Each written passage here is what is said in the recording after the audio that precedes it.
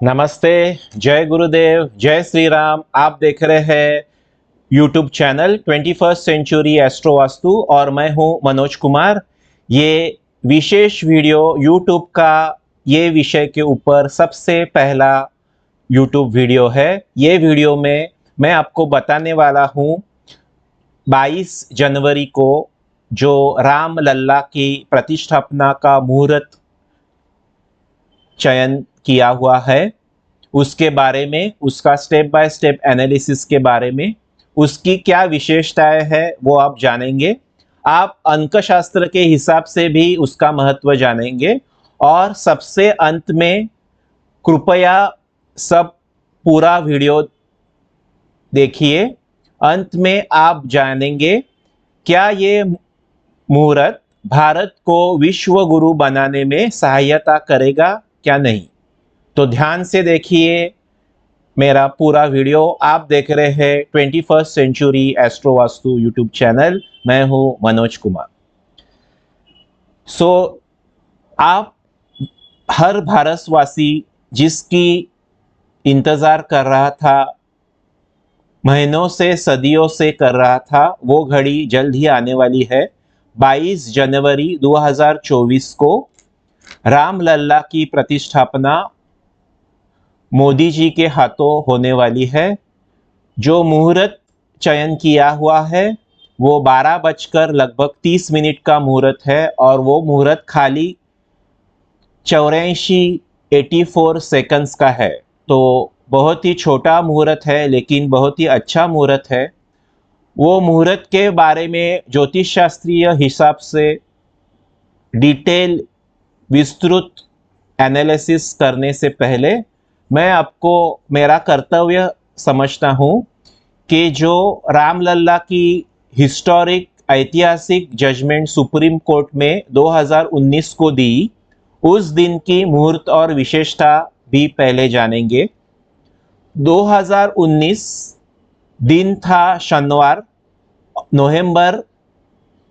नवंबर।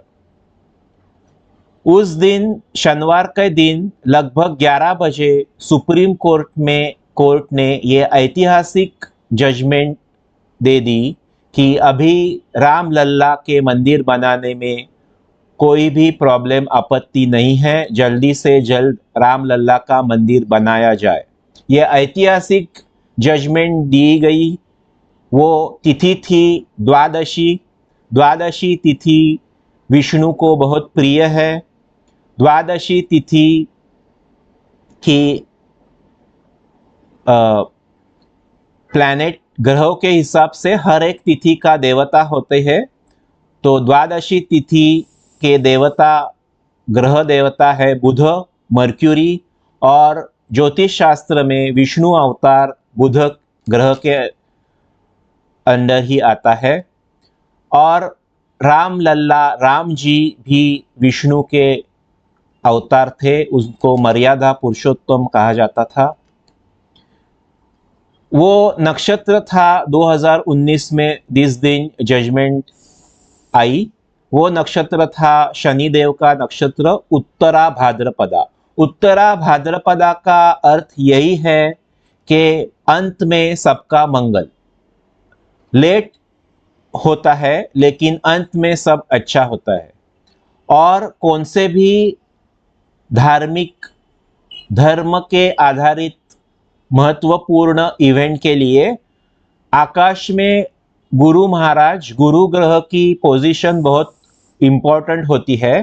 तो 2019 में सुबह 11 बजे जब ही जजमेंट दी गई थी, तभी गुरु महाराज धनु राशि में, मूल त्रिकोण अपनी ही राशि में थे। और धनु राशि बहुत पावरफुल मानी जाती है, वो अग्नि राशि है। 1-5-9 मतलब मेष, सिंह और धनु वो धर्म त्रिकोण कहलाते हैं। तो गुरु महाराज स्वयं लग्न में विराजमान थे, तभी धनु लग्न था और शनिवार का दिन था और द्वादशी थी। अभी 22 जनवरी का प्राण प्रतिष्ठा मुहूर्त जो शेड्यूल किया हुआ है, उसके बारे में जानते हैं। अंक शास्त्र के हिसाब से 22 मतलब 2 और 2 4 नंबर आता है। 4 नंबर राहु ग्रह की एनर्जी दर्शाता है। आप पूरे दिन का 22 जनवरी 2024 2 + 2 + 1 + 2 + 0 2 4 आप टोटल करोगे तो टोटल आती है 13। 1 + 3 हो गए 4, फिर से 4 आ रहे हैं, फिर से राहु महाराज का एनर्जी उसमें है। ये दर्शाता है कि उस दिन राहु जो कलयुग के बादशाह माने जाते हैं उस ग्रह की एनर्जी होने वाली है। तो आपको ताज्जुब नहीं होगा उस दिन प्राण प्रतिष्ठा के लिए वीआईपीज के साथ, बहुत सारे साधु संत के साथ भी बहुत बड़े बड़े पॉलिटिशियंस भी उपस्थित रहेंगे। कलयुग में पॉलिटिक्स मतलब राहु, कलयुग में फिल्म इंडस्ट्री मतलब राहु। उस दिन ऐसा सुना गया है फिल्म इंडस्ट्री के जाने माने सितारे भी मौजूद रहने वाले हैं। अभी उस दिन के मुहूर्त के बारे में जानते हैं। वो उस दिन अभिजीत मुहूर्त है। उस दिन की अयोध्या की 12:30 की ये कुंडली है, मेष लग्न की कुंडली है। उस दिन भी इंटरेस्टिंग बात है, उस दिन भी द्वादशी है। कमिटी के सामने 5 दिन के मुहूर्त जनवरी में रखे गए थे। उसमें से पंडित गणेश्वर शास्त्री जी ने, जो वाराणसी के बहुत सारे विद्वान बहुत बड़े पंडित हैं, गणेश्वर शास्त्री जी ने ये दिन का चयन किया। तो ये दिन का मुहूर्त सचमुच में बहुत ही अच्छा मुहूर्त है। अगर राम जी के जन्म कुंडली से देखा जाए तो राम जी का जन्म नक्षत्र था पुनर्वसु और उस दिन का नक्षत्र है मृगशीर्ष। सो मृगशीर्ष नक्षत्र नक्षत्रों के हिसाब से पुनर्वसु के मित्र नक्षत्र में आता है। सो राम जी के लिए भी ये तिथि मुहूर्त बहुत ही अच्छा है। लग्न में उस दिन के मुहूर्त के कुंडली में गुरु महाराज मेष राशि धर्म त्रिकोण के राशि में ही विराजमान है। वो धर्म भाव भाग्य भाव के स्वामी होकर पहले भाव में विराजित है।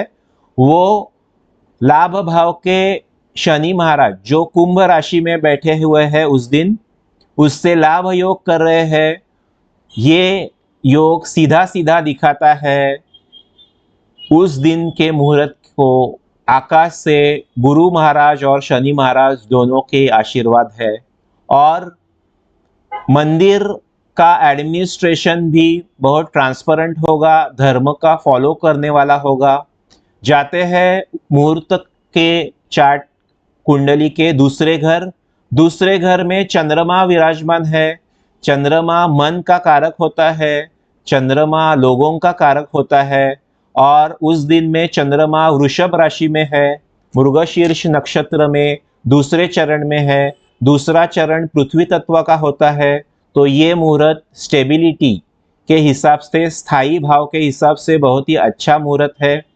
चंद्रमा उच्ची का होने के कारण ये मुहूर्त और आगे चलकर राम मंदिर को भी बहुत सारा लोगों का प्यार मिलेगा और वो प्यार खाली भारतवासियों को सीमित नहीं रहेगा, वो दूर दूर तक 7 समुद्रों तक उसकी प्रसिद्धि जाएगी। उसके बाद हाउस नंबर 3, 4, 5 खाली है मुहूर्त चार्ट में और हाउस नंबर 7 जो गुरु महाराज के सामने का हाउस है तुला राशि का, वो भी खाली है। वो अपोजिशन का हाउस रहता है। तो इसका अर्थ सीधा सीधा ये है कि ये इवेंट में कुछ भी विघ्न नहीं आएंगे अपोजिशन के खिलाफ पास से। ये मुहूर्त का सेरेमनी बहुत ही स्मूथली हो जाएगा विदाउट एनी अपोजिशन, कुछ भी विघ्न के बजाय। आप धर्म भाव जो 9वां हाउस बोलते हैं उसमें शुक्र ग्रह विराजमान है, बुध ग्रह विराजमान है और मंगल ग्रह विराजमान है। तीन तीन ग्रह भाग्य धर्म भाव में ये दिखाता है ये भारत के लक को एनहांस करेगा, लक फैक्टर भारत का बढ़ाएगा आने वाले सालों में। और होरा देखेंगे तो उस मुहूर्त के समय का शुक्र हो रहा है और शुक्र भाग्य भाव में धर्म भाव में 9वें हाउस में विराजमान है, 9वें स्थान पे। तो ये दिखाता है भाग्य के लिए भी बहुत ही अच्छा मुहूर्त है।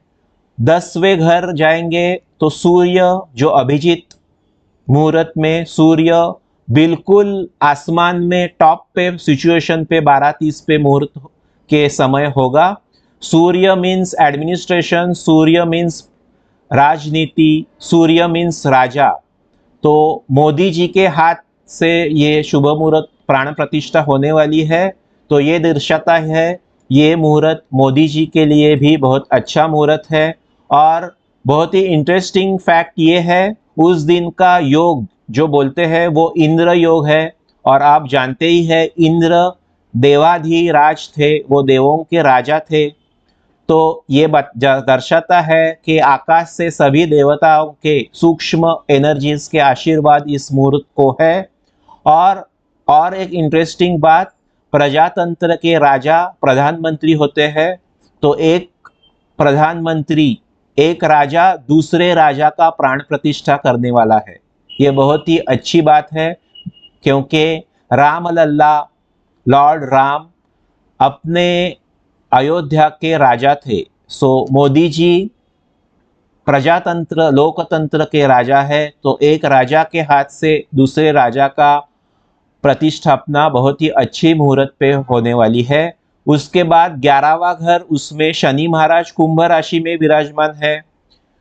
शनि महाराज कुंभ राशि में लाभ भाव में दिखाते हैं। अभी इसके लिए शनि का बहुत महत्वपूर्ण आशीर्वाद है।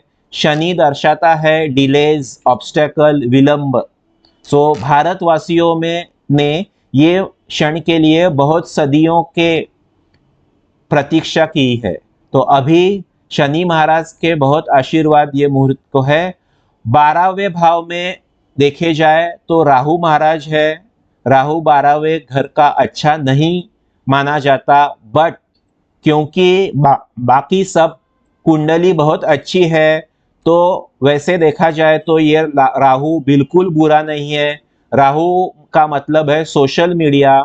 तो ये इवेंट को सोशल मीडिया से बहुत सारी अच्छी पब्लिसिटी मिलने वाली है और आगे चलकर अयोध्या एक भारत का मेन स्पिरिचुअल स्पॉट नहीं बल्कि ग्लोबल टूरिस्ट डेस्टिनेशन बनने वाला है। और उसकी मुहूर्त में उसकी शुरुआत 30 दिसंबर को अंतर्राष्ट्रीय एयरपोर्ट चालू करके उसकी शुरुआत हो गई है। तो ये राहु दर्शाता है आगे चलकर ये मंदिर की लोकप्रियता 7वां समुद्र के पार जाने वाली है। बहुत सारे फॉरेनर्स आगे चल के राम मंदिर देखने के लिए आएंगे क्योंकि राहु और उच्च के चंद्रमा का लाभ योग है। तो ये बहुत अच्छा संयोग है। सो कुल देखा जाए तो ये बहुत ही अच्छा मुहूर्त है। और एक विशेषता ये मुहूर्त की, ये मुहूर्त गुरु के काल में, जैसे राहु काल बोलते हैं वैसे ये समय काल का अधिपति गुरु है। तो सब फैक्टर्स से देखा जाए तो ये बहुत ही अच्छा मुहूर्त है। और बहुत ही महत्वपूर्ण बात, क्या ये मुहूर्त भारत को सुपर पावर विश्व गुरु बनाने में मदद करेगा, सहायता करेगा? तो अगर आप सब फैक्टर्स को देखेंगे तो 100% भारत के लिए ये मुहूर्त बहुत ही सहायकारी बनेगा और आगे चलकर भारत एक विश्व गुरु के नाम पे सुप्रसिद्ध हो जाएगा। वो इकोनॉमिक सुपर पावर भी बनेगा। ये मुहूर्त भारतवासियों के लिए और जिनके हाथों उनकी स्थापना होने वाली है, मोदी जी के लिए भी बहुत ही शुभ और अच्छा है। हम उम्मीद करते हैं आप भी यही मनोकामना करेंगे कि भारत जल्दी से जल्दी विश्व गुरु बन जाए। साधु संतों के आशीर्वाद भारत को पहले से ही है, उस दिन राम लल्ला के आशीर्वाद भी मिल जाएंगे और जल्दी से जल्दी भारत विश्व गुरु बने, यही मेरी भारत माता के चरणों में मनोकामना है। आपको उम्मीद करता हूँ आपको ये वीडियो बहुत अच्छा लगा होगा। जय श्री राम, जय हिंद।